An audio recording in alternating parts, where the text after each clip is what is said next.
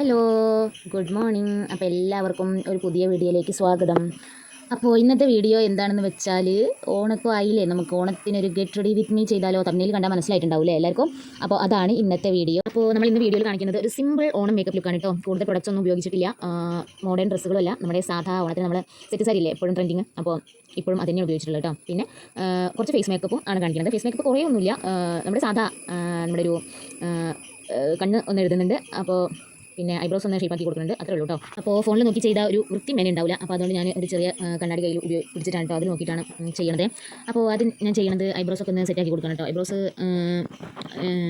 Thread ചെയ്തിട്ടൊന്നുമില്ല കേട്ടോ, കുറേ കാലമായി ത്രെഡ് ചെയ്തിട്ടൊക്കെ. അപ്പോൾ ആകെ വളർന്ന് വൃത്തിയായിട്ട് നിൽക്കുന്നുണ്ട്. നമുക്ക് ഓണൊക്കെ ആകുമ്പോഴേക്കൊന്ന് ഷേപ്പാക്കി കൊടുക്കണം. അപ്പോൾ ആദ്യം ഐബ്രോസ് ഒന്ന് വേഗം ഒന്ന് സെറ്റാക്കി കൊടുക്കുന്നുണ്ട് കേട്ടോ. ഐബ്രോ പെൻസിൽ ഉപയോഗിച്ചിട്ട് ഒന്ന് കറുപ്പിച്ച് കൊടുക്കുക, ഉള്ളൂ.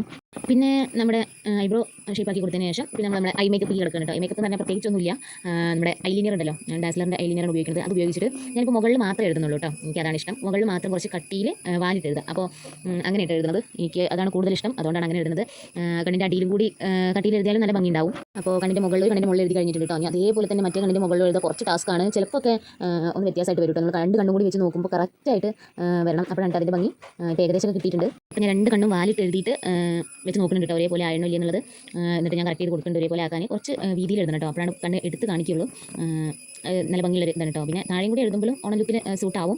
പക്ഷേ ഞാൻ ഇപ്പോൾ ഇങ്ങനെ ചെയ്യുന്നത് മുകളിൽ മാത്രം കുറച്ച് വീതിയിൽ വാലിട്ട് എഴുതാം. പിന്നെ ഞാനിതാ ഒരു ചെറിയ പൊട്ട് വെച്ച് കൊടുത്തിട്ടുണ്ട് കേട്ടോ. വലിയൊരു പൊട്ട് വെച്ച് കൊടുത്തപ്പോൾ അത് എന്തോ ഒരു സൂട്ടാവാത്ത മാതിരി തോന്നി, അപ്പോൾ അത് ചെറുതാക്കിയിട്ടുണ്ട് കേട്ടോ. പിന്നെ ഞാൻ കുറച്ച് ലിപ്സ്റ്റിക് എടുത്തിട്ട് ചുണ്ടിൽ ചെറുതായിട്ടാക്കി കൊടുക്കുന്നുണ്ട് കേട്ടോ. കൂടുതൽ കളർ എനിക്ക് ഇഷ്ടമല്ല, അതുകൊണ്ട് ചെറുതായിട്ടൊന്നാക്കി കൊടുത്തു. പിന്നെ നമ്മൾ അങ്ങനെ തന്നെ ഇനി ചെയ്യാനുള്ളത് ഹെയർ സെറ്റ് ചെയ്യാം കേട്ടോ. അതാ ഹെയർ ഒക്കെ വലിച്ചെറിഞ്ഞ് ഞാൻ കുറച്ച് ഷോ ഇറക്കിയിട്ടുണ്ട്. കഴിഞ്ഞിട്ട് നമ്മൾ സെൻറ്റർ പാർട്ടീഷനായിട്ട് എടുത്തത്. ഞാൻ സാധാരണ സൈഡിലാണ് എടുക്കാറ്. ഇപ്പോൾ നമ്മൾ ഓണലൊക്കെ ചെയ്യുമ്പോൾ എനിക്ക് തോന്നി സെൻറ്റർ എടുത്താൽ കുറച്ചുകൂടി ഭംഗി ഉണ്ടാവും എന്ന് വിചാരിച്ചിട്ടാണ് അങ്ങനെ എടുക്കുന്നത്. അപ്പോൾ സെൻറ്റർ പാർട്ടീഷൻ എടുത്തിട്ട് ചെറിയ ഇല്ലി എടുത്തിട്ട് മുടഞ്ഞു കൊടുക്കുന്നുണ്ട് കേട്ടോ. മുടി നമ്മൾ ഓപ്പൺ ഹെയർ ആണ് ചെയ്യുന്നത്, അപ്പോൾ മുടി അങ്ങനെ കിടക്കും.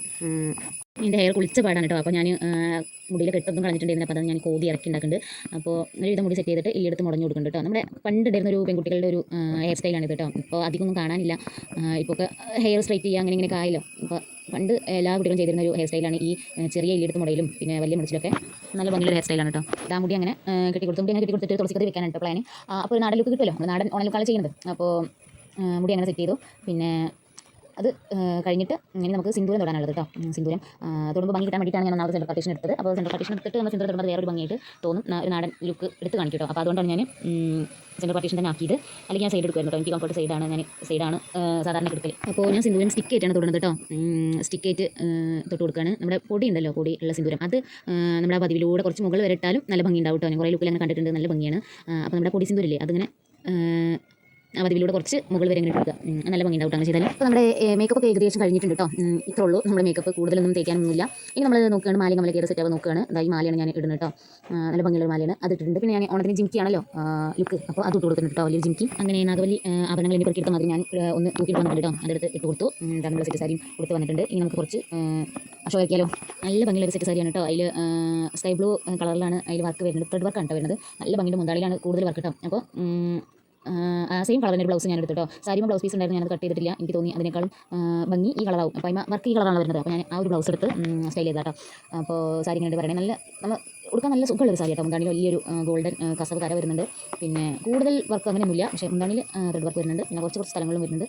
നല്ല ഭംഗിയുള്ളൊരു സെറ്റ് സാരി കേട്ടോ. അപ്പോൾ അതെടുത്തിട്ട് ഞാൻ കുറച്ച് കറങ്ങി തിരിഞ്ഞു നടന്നു, അങ്ങനെ കുറച്ച് വീഡിയോസ് ഒക്കെ എടുത്തു കേട്ടോ. നമ്മുടെ ഫോട്ടോഷൂട്ടിന് കുറച്ച് മ്യൂസിക് കൊടുക്കാം കേട്ടോ. അപ്പോൾ നിങ്ങൾ എൻ്റെ ഫോട്ടോഷൂട്ട് കണ്ടിട്ട് വരൂ.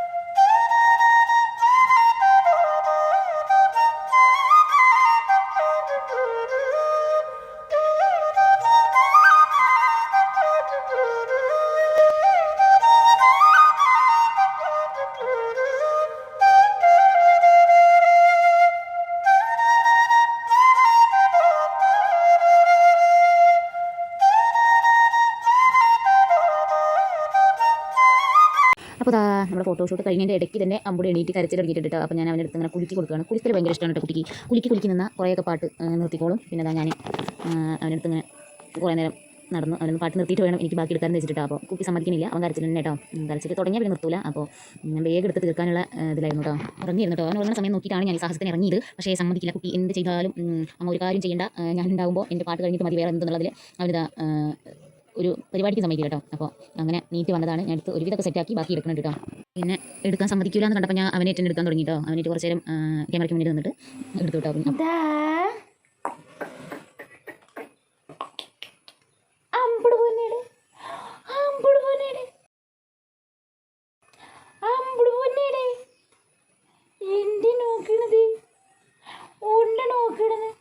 അമ്മേനെ ഭദ്രകാളിയായിട്ട് കണ്ടിട്ടാണോ?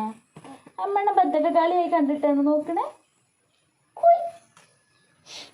ഇവിടെ ഇവിടെ ഇവിടെ നോക്കട.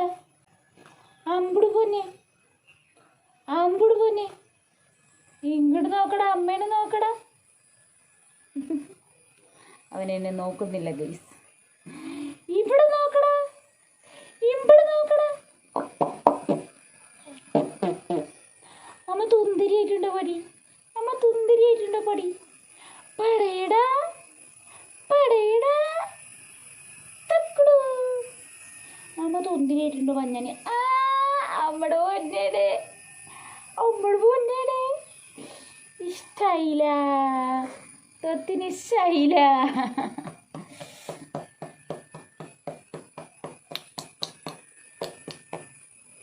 നിങ്ങൾക്ക് ഇഷ്ടമായോ ഗൈസ്?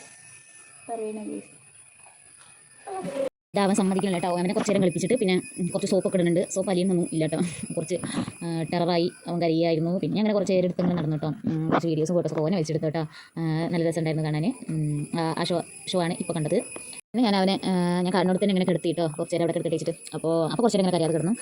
അപ്പോൾ അങ്ങനെ കിടന്നപ്പോൾ ഞാൻ പിന്നെ സാരീൻ്റെ പിന്നെയും ഷോ ആയിട്ട് ഇറങ്ങി. ഇതാണ് കേട്ടോ മുന്താണി, നല്ല ഭംഗിയുള്ള മുന്താണിയല്ലേ. എനിക്ക് ആ കളർ ഭയങ്കര ഇഷ്ടമായിട്ടോ, ബ്ലൂ. പിന്നെ ഇതാ അവൻ കുറച്ച് നേരം കരയാതെ കിടന്നു കേട്ടോ. അപ്പോൾ ആ സമയം മുതലെടുത്ത് ഞാൻ കുറച്ചും കൂടി ഫോട്ടോസും വീഡിയോസൊക്കെ എടുക്കുകയാണെ.